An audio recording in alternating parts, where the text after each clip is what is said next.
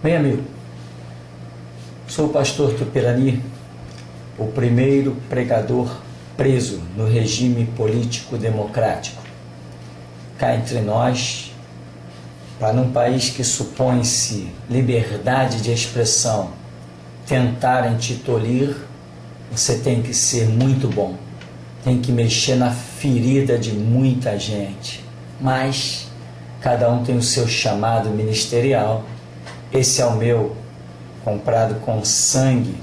Foi para isso que eu fui separado por Jesus Cristo, para denunciar a posição dos poderosos. Bom, a minha prisão de 18 dias de sequestro foi movida por uma comissão, esta chamada Comissão de Combate à Intolerância Religiosa, que é composta por delegados, juízes, advogados, babalorixás, tudo espírita, né? Sem nenhum problema, poderia ser uma comissão de justiça, mas não é, na verdade, uma comissão de justiça nem de combate à intolerância. Isto é mentira. Ela é uma comissão completamente intolerante, que não aceita que falem nada contra os conceitos dela.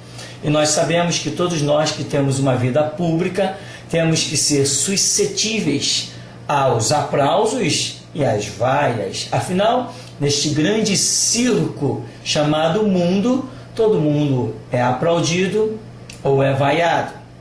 E assim funciona a sociedade.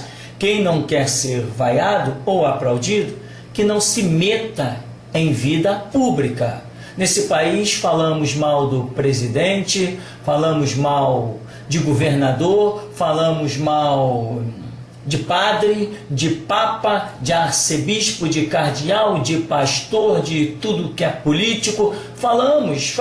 Se você ligar a rádio aí, na Band News, você verá que os jornalistas estão arrebentando, por exemplo, atualmente com o presidente Lula. 34 milhões gastos em armamento, e os jornalistas estão dizendo, como o Boechat, para quê? Estamos em guerra? Enquanto que os hospitais estão nesse caos, as escolas, professor em greve, tudo um caos, a segurança pública um caos, e 34 milhões em armamentos. Tem jornalista que diz até que foi 52 milhões, mas, enfim, o que eu quero dizer é que nesse país todo mundo é suscetível. Todo mundo é alvo ou de crítica ou de aplauso, se não quer que não se meta em vida pública. Então, nós temos aí na sociedade vários conceitos religiosos. Ora, quanta gente não me critica, quanta gente não me chama de louco, de fanático, de ladrão.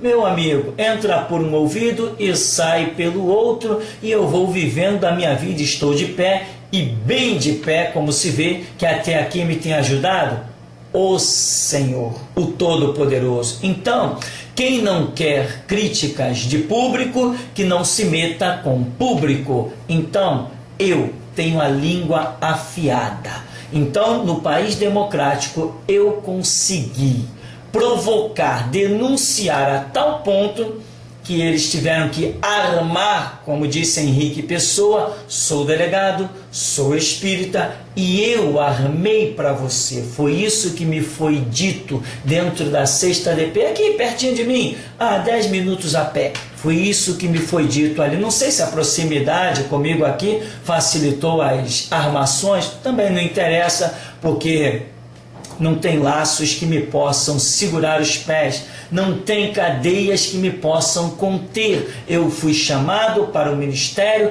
este ministério é de denúncia e eu desafio qualquer conceito que me possa parar. Vou levar a minha missão até o fim e doa em quem doer.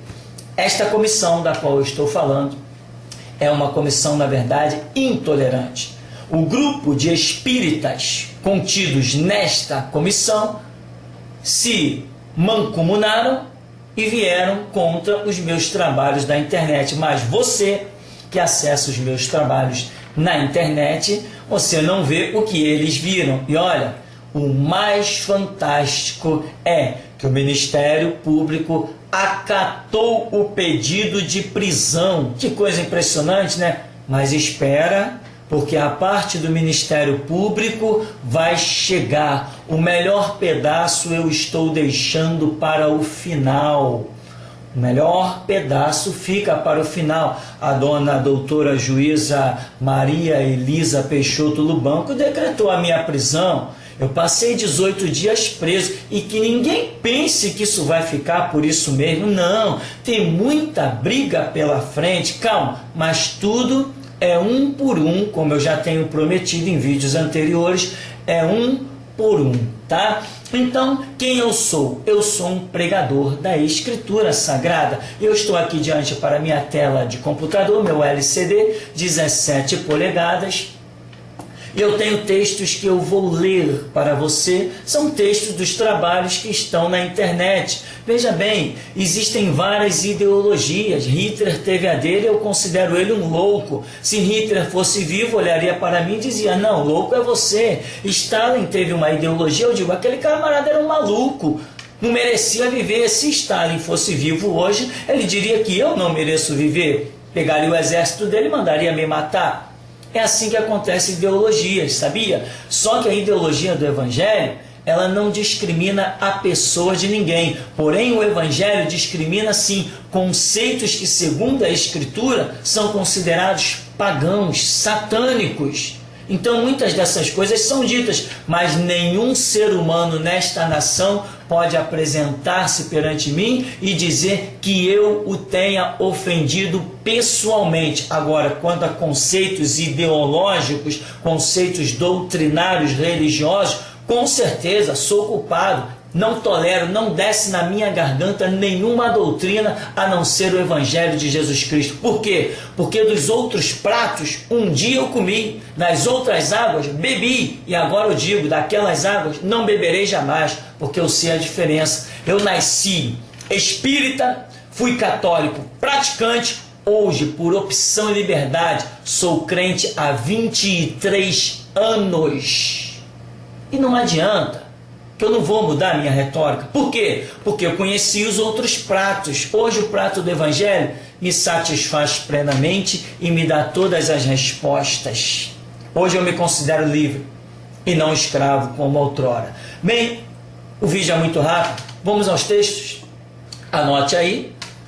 Êxodo capítulo 20, até do verso 1 até o verso 6 diz, então falou Deus todas estas palavras, dizendo, eu sou o Senhor teu Deus, que te tirei da terra do Egito, da casa da servidão. Não terás outros deuses diante de mim. Não farás para ti imagem de escultura, nem alguma semelhança do que há em cima nos céus, nem embaixo na terra, nem nas águas debaixo da terra. Não te encurvarás a elas, nem as servirás, porque eu, o Senhor, teu Deus, sou o Deus zeloso que visita a iniquidade dos pais nos filhos, até a 3ª e 4ª geração daqueles que me odeiam.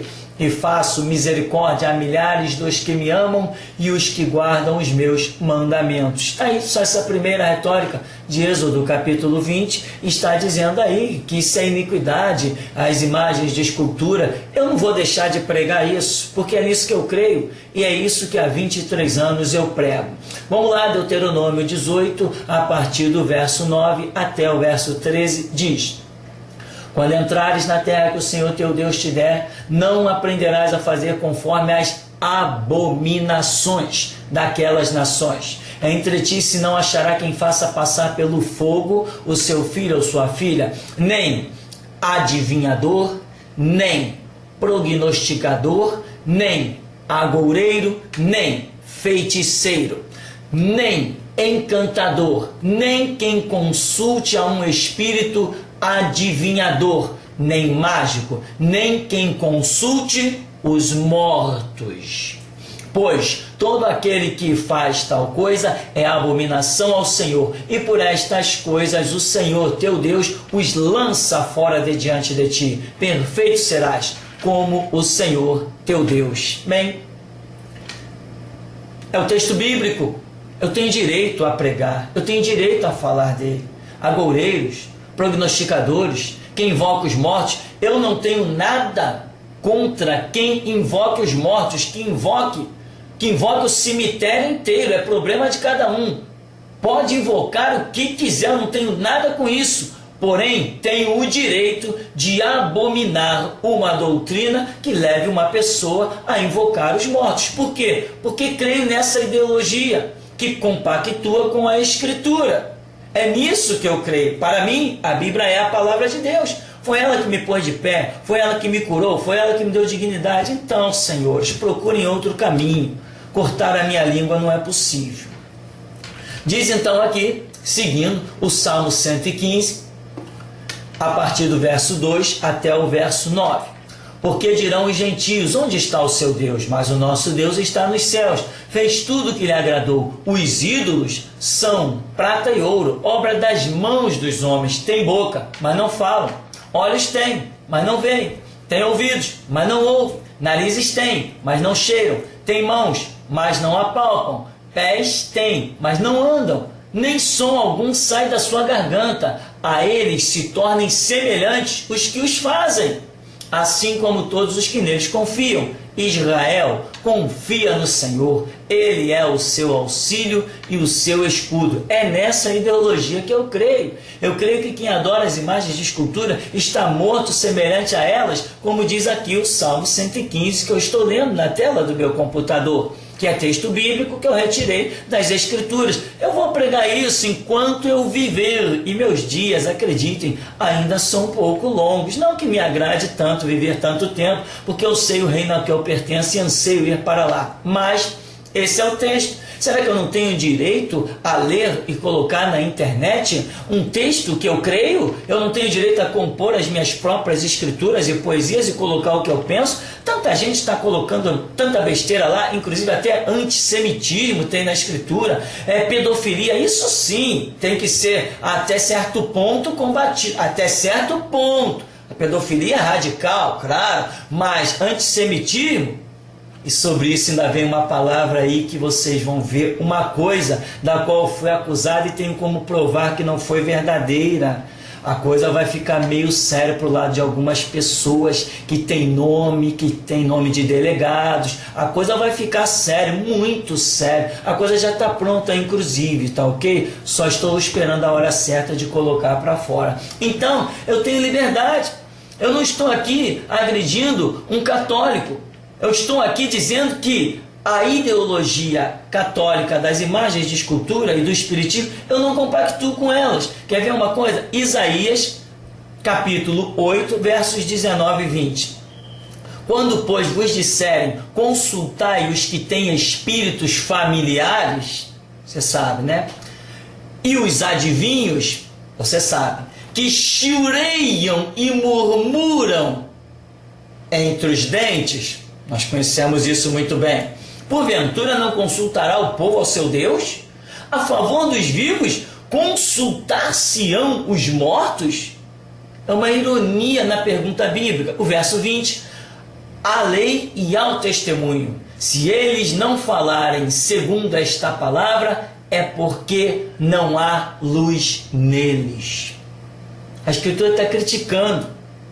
A Escritura traz uma crítica milenar dos que consultam espíritos de mortos, adivinhos, familiares, que chiureiam e murmuram entre os dentes. Ora, eu acho que eu tenho liberdade de colocar isso aonde eu quiser e eu não preciso que ninguém me autorize, vou continuar fazendo.